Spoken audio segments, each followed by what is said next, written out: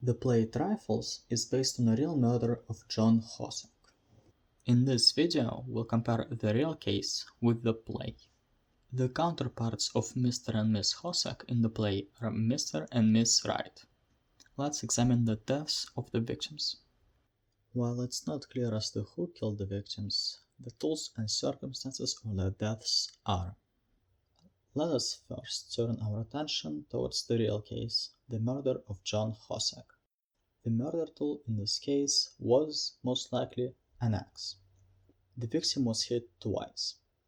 One strike was blunt, which corresponds to the butt of the axe, while the other was sharp, which can be explained by the blade. Presumably, the farmer's wife has hit him with a said axe from across her place in bed.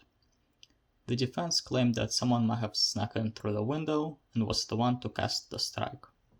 On the other hand, in the play, Miss Wright apparently strangled her husband. The victim was described with a rope around his neck. The explanation for why Miss Hossack might have been responsible for the murder is that the couple often argued about their children, who went against their father's wishes. In the play, the Wrights didn't have any children.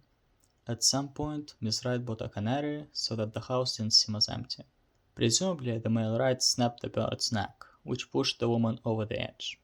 If the men were indeed murdered by their wives, one can also compare the psychology of the women. It has been claimed that Mr. and Miss Hossack haven't argued much, especially the day before the murder. This makes it appear as if the murder was premeditated. The murder weapon was hidden, further supporting the claim. In the play, however, Miss Wright has not attempted to hide anything. Considering the theory that the husband was the one to kill the canary, the murder was likely impulsive.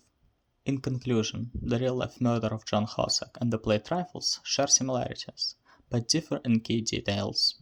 Both were caused by troubled marriages, but the motives and circumstances vary.